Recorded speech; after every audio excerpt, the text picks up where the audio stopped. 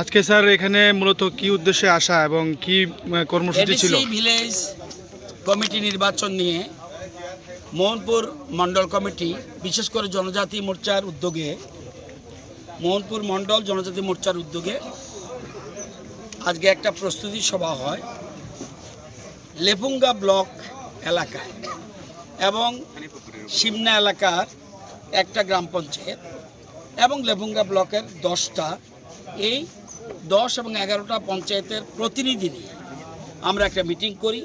এর মধ্যে মোহনপুর বিধানসভার কেন্দ্রের 9টা গ্রাম পঞ্চায়েত ভিলেজ কমিটি এবং 2টা বামটিয়া বিধানসভা কেন্দ্রের 2টি ভিলেজ কমিটির প্রতিনিধি নিয়ে আজকে মিটিং করি, প্রস্তুতি মিটিং। কিভাবে আগামী দিনে আমরা সব ধরনের তৈরি আমরা রাখছি যাতে আমরা প্রস্তুতি করে যেতে পারি।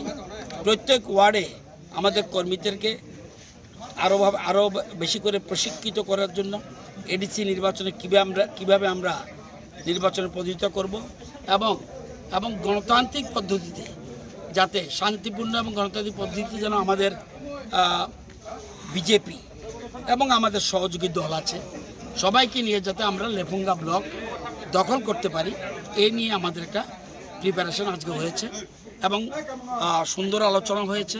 কর্মীরা যার যার মত দিয়েছে, সবাই মিলে আমরা এক ত্রিপুরা শ্রেষ্ঠ ত্রিপুরা বানানোর লক্ষ্যে আমরা কাজ করব, এই নিয়ে আজকে আলোচনা।